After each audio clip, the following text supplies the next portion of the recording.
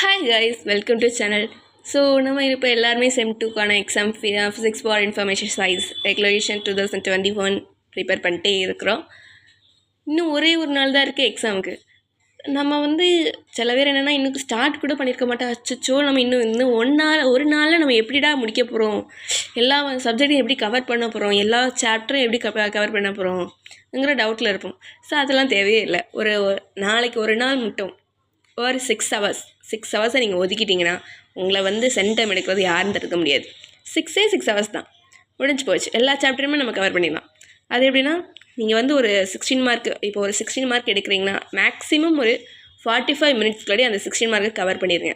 இப்போ ஒரு யூனிட்டில் ஒரு 16 மார்க் இப்போ தெரியும், நம்மளுக்கே தெரியும் இதுதான் இம்பார்ட்டன்ட் கொஷின்ஸ். ஸோ அப்போ இந்த கொஷினை நம்ம தரவாக படிச்சிட்டோன்னா அதை நம்மள்ட்ட ஒரு 45 மினிட்ஸ் ஒதுக்குனா போதும். அதை தவிர நம்ம எக்ஸ்ட்ராவாக இந்த ஹவர்ஸை யூஸ் பண்ணாலும் நமக்கு 45 மினிட்ஸ்க்குள்ளே நம்ம படிச்சுட்டு அதை ஒர்க் அவுட் பண்ணி பாருங்கள். எப்போவுமே ஒரு கொஷின் படிச்சிங்கன்னா அதை ஒர்க் அவுட் பண்ணி பாருங்கள். இதை ஒர்க் அவுட் பண்ணாமல் நீங்கள் தவிர்க்காதீங்க.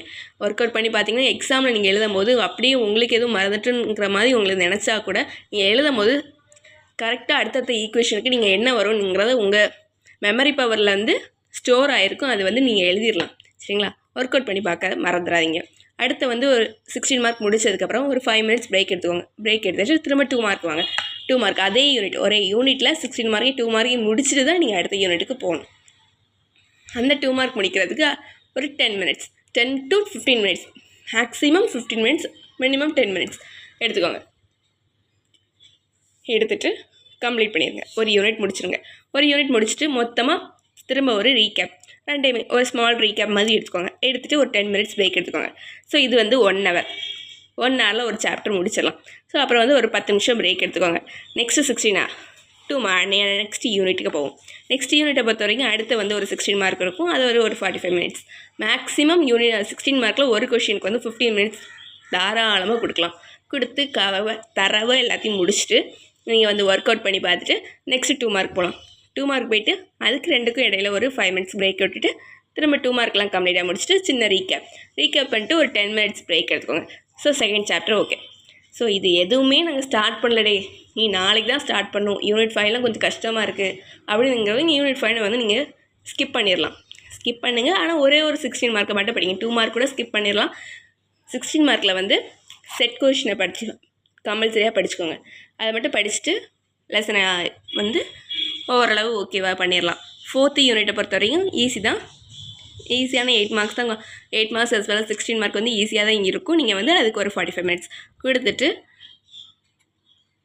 2 மார்க்ஸ் ஒரு 15 மினிட்ஸ் அப்படியே ரெண்டாக பிரிச்சுக்கோங்க. பிரித்து நீங்கள் படிக்க ஸ்டார்ட் பண்ணுங்கள். நாளைக்கு ஒரு நாளில் ஒரே ஒரு 6 ஹவர்ஸ் தான். ஒரு 6 ஹவர்ஸ் நீங்கள் இதுக்கு ஒதுக்கிட்டிங்கன்னா ஃபிசிக்ஸில் உங்களை 90% மார்க் நீங்கள் எடுத்துடலாம்.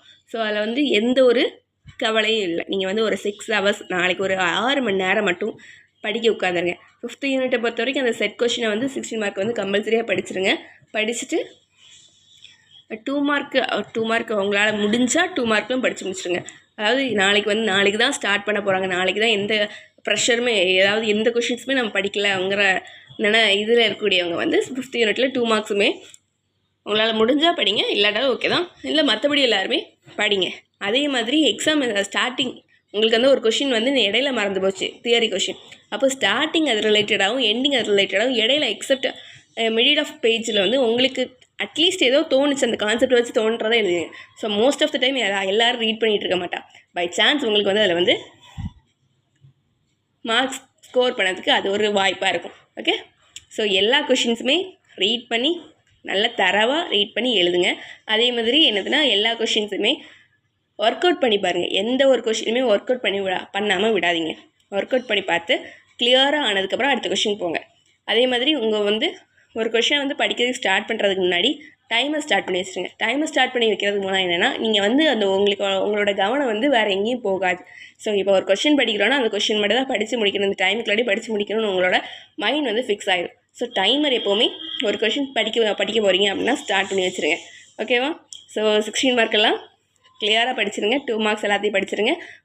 5 யூனிட்ஸையும் ஒரு 6 ஹவர்ஸ்க்குள்ளே நம்ம ஃபுல்லாக ப்ரிப்பேர் பண்ண போகிறோம். ஓகே. ஸோ நாளைக்கு கழிச்சுக்குள்ள எக்ஸாமுக்கு நல்லா ப்ரிப்பேர் பண்ணி எல்லாருமே 90% மேலே மார்க் எடுங்க. So all the best for all your exam. Thank you for வாட்சிங்.